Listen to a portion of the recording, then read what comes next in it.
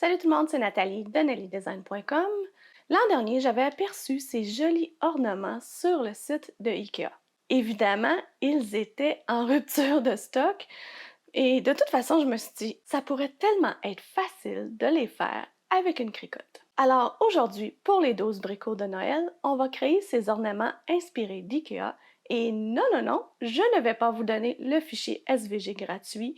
Je vais vous montrer comment les réaliser à l'aide seulement de Design Space. Pour ce projet, vous allez avoir besoin du feutre cricotte, du tapis standard, le tapis vert, et un petit bout de ficelle de jute, et la lame à pointe fine de base de votre cricotte. Donc, ça veut dire que vous pouvez faire ce projet avec la Explore, la Maker ou même la Joy. C'est excellent. Donc, attention, c'est pas tous les feutres qui sont identiques. La raison pour laquelle je prends le feutre cricotte, c'est que je peux le couper avec la lame à pointe fine.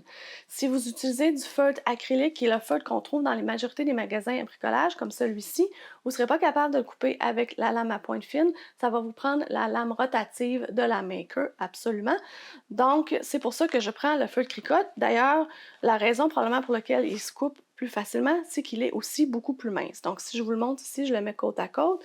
Vous avez ici le feutre acrylique et à gauche ici le feutre cricotte. Donc on voit la différence d'épaisseur. Je m'embarquerai pas plus loin sur ce sujet-là parce que c'est une vidéo de Noël que j'ai promis que je garderais court. Donc si vous voulez avoir plus d'informations sur les différents feutres et comment les couper, je vais vous inviter à aller dans la description de la vidéo. Vous allez avoir un lien pour accéder à mon blog et un article complet sur le sujet. Alors, dans Design Space, j'ai importé l'image qui provenait du site de IKEA juste à titre de référence. Vous pouvez faire ça. Simplement, vous allez dans Télécharger, vous prenez l'image comme une image à imprimer puis découper, même si on ne va pas l'imprimer et la découper. Je vais l'enlever après. C'est vraiment juste à titre de référence. Ça m'évite d'avoir à aller sur Internet, revenir sur un autre tab dans mon ordinateur. Fait que là, je l'ai directement là. Donc ça, c'est le fun. Ce que je veux vous montrer, je vais zoomer out un peu en utilisant CTRL. Donc, vous pouvez voir, j'ai fait déjà un essai de ce que je voulais vous montrer. Donc, ça, c'est ce qu'on va faire présentement. Donc, je vous montre comment faire chacune des 4 formes. Vous voyez que le cheval, j'ai 2 versions et le sapin aussi, j'ai 2 versions. Je vous explique pourquoi. On commence par le cœur parce que c'est vraiment le plus facile. Vous allez tout simplement dans Forme et vous allez choisir le cœur. C'est tout. En fait, vous devez l'agrandir à la bonne dimension. Donc, moi, la grandeur que j'ai choisi de faire, c'est environ 2,7 pouces, ce qui est, je crois, 7 cm environ. Donc, on va aller à peu près à 2,7. C'est vraiment pas grave, là. C'est pas important. Donc, on peut aussi choisir tout de suite la couleur, comme on va le faire en rouge. Je pourrais tout de suite aller le mettre en rouge. Deuxième, l'étoile. Donc, ça aussi, vous avez simplement à aller dans Forme, choisir l'étoile. La petite différence, et là, je vais m'agrandir un peu pour que vous voyez vraiment comme il faut. Encore là, la hauteur, je vais mettre, si je crois bien, je crois que j'avais mis 3 pouces. Donc, si je mets ça à 3, Enter. Là, si vous voyez la différence, ce que j'aimais pas, c'est que c'était trop pointu, les pointes. Donc, je me suis dit, ça me prendrait une étoile avec des pointes rondes. Comment faire ça? C'est simple. On va utiliser l'outil décalage. On va aller mettre ça à 0,1 pouce. Ou mettez-le vraiment à la largeur que vous voulez. Faites des tests. L'idée, c'est de cliquer à côté, juste ici en dessous. Là, vous allez voir la prévisualisation. Est-ce que ça vous satisfait? Oui, alors c'est ça qu'on va prendre. On fait appliquer. Et je peux maintenant me débarrasser de l'étoile originale. Je vais simplement garder celle qui a déjà les coins ronds et je vais aller la mettre grise. Une autre belle chose de faite. Pour le cheval, vous avez 2 options. En fait, vous avez tout plein d'options dans Design Space. C'est des images de Design Space que je suis allée chercher. L'avantage, c'est que celle-ci, elle est gratuite. Donc, si je vais dans Images et que je recherche cheval et que je clique sur Gratuit, vous allez avoir ce petit cheval que j'ai choisi. Donc, je l'insère pour vous le montrer. Encore une fois, je pense que je suis allée à 3 pouces environ, donc je vais aller mettre ma hauteur à 3 tout de suite. Et vous voyez qu'il y a plein de petits designs dedans. Si vous ne voulez pas ces petits designs, en fait, on ne les veut pas. On veut ressembler le plus à Ikea possible. Donc, on va faire contour et on va tout simplement faire masquer tous les contours et fermer le petit X. Et voilà, notre cheval, il est parfait.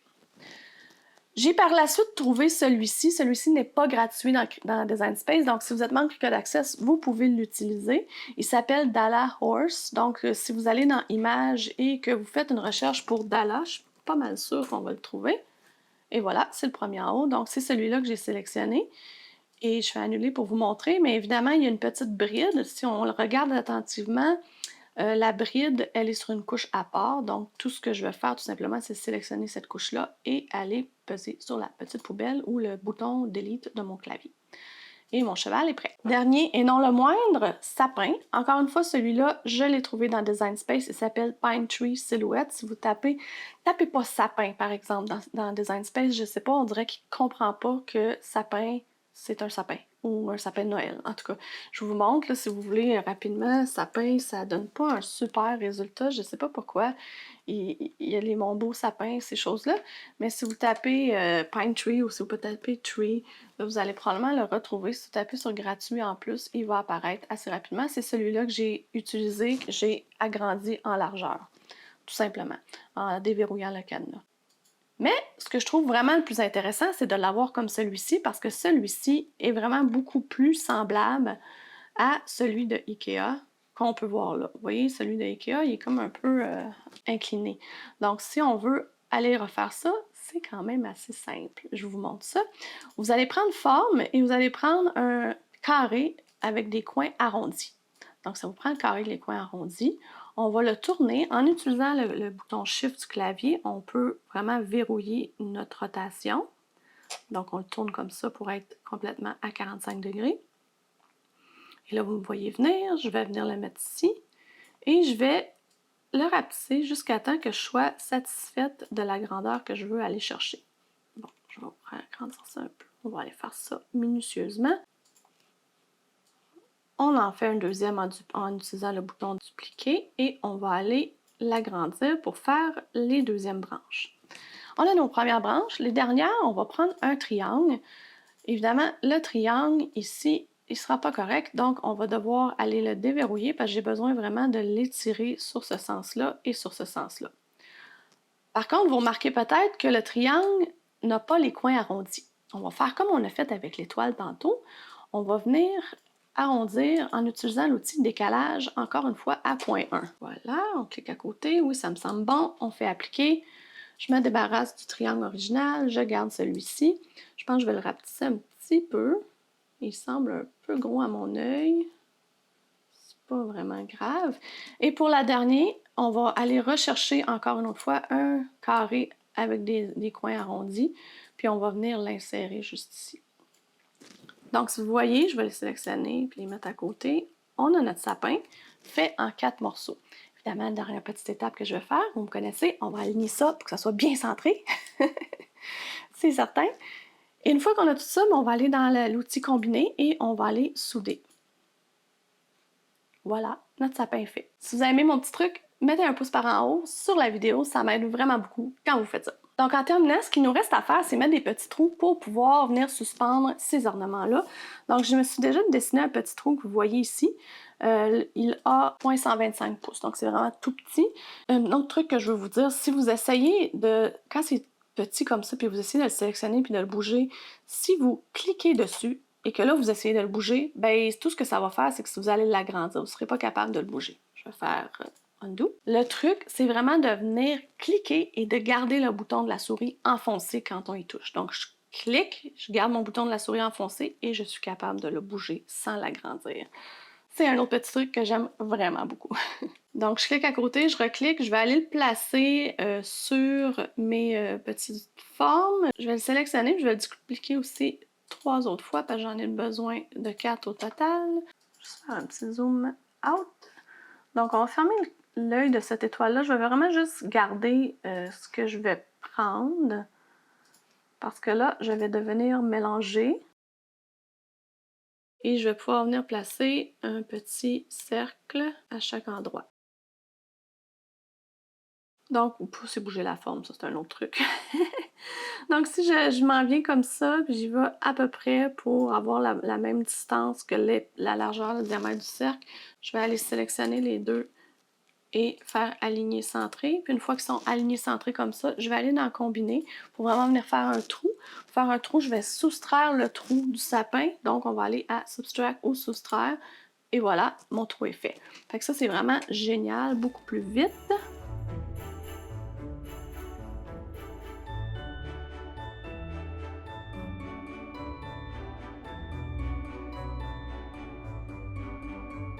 Donc, pour finir, je vais fermer mon dessin de Ikea parce que je veux pas qu'il sorte en imprimé puis découpé. Et j'ai mes 4 ornements ici qui sont pratiquement parfaits. La seule chose que je vais faire, c'est mettre celui-là rouge pour vraiment avoir ça sur 2 tapis différents, donc un tapis rouge et un tapis gris. N'oubliez pas de sauvegarder votre projet avant toute chose, c'est toujours important de le faire, des fois on oublie. On va appuyer sur Créer, Continuer. Et là, ce que je vais vous montrer, c'est de sélectionner le bon matériau. Donc, dans votre configuration, vous allez parcourir et vous allez écrire feutre. Parce que Cricut appelle ça du feutre ou de la feutrine. Vous voyez, feutrine en acrylique, mais celui Cricut a vraiment un petit design de le C de Cricut ici. Donc, vous êtes certain d'avoir le bon matériau en cliquant sur feutrine comme ça ici. Et on va être prêt à découper tout ça.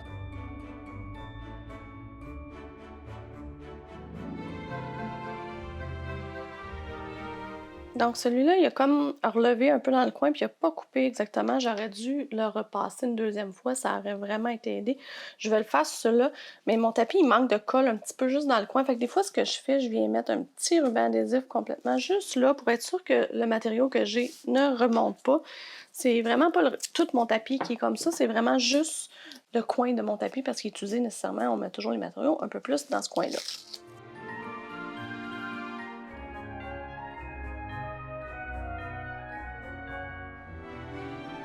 Alors, c'était vraiment pas assez, je le renvoie une deuxième fois en appuyant sur le bouton Go.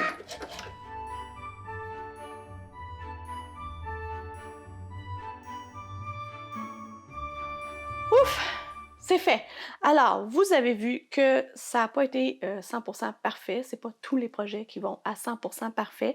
J'ai eu quelques petites difficultés et ce que j'aurais dû faire, c'est faire ce que je vous dis toujours de faire, c'est un test de coupe avant de couper un nouveau matériau ou un matériau que ça fait longtemps que vous n'avez pas coupé. Ma lame avait peut-être changé d'usure, donc ça aurait pu, j'aurais pu m'éviter beaucoup de troubles si j'avais fait un test de coupe. Si vous n'avez jamais fait ça, je vais vous mettre le lien dans la description de la vidéo pour que vous puissiez aller voir cette vidéo-là. C'est vraiment important de faire ça. Alors maintenant, ce qu'il nous reste à faire, c'est de mettre notre petite ficelle en jute. Si vous avez de la misère à percer le trou, je vous suggère de rentrer votre outil Cricut à l'intérieur et de l'agrandir un petit peu. Vous allez voir, ça se fait super bien. Puis il va juste nous rester à assembler tout ça.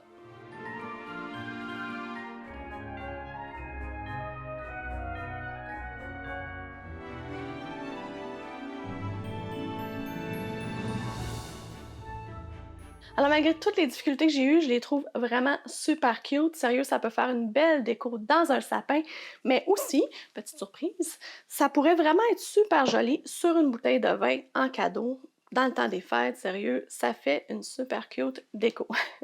Donc, si jamais vous êtes pressé puis vous n'avez pas le temps de faire toutes les étapes que j'ai fait dans Design Space, sachez que je vais aussi partager le projet complet fini sur mon profil Design Space. Le lien va aussi être dans la description de la vidéo. Donc, si vous aimez les projets inspirés d'IKEA, je vais vous mettre un autre projet juste ici. Et lorsque la prochaine brico de Noël sera prête, je vais vous la mettre juste là. Bye bye!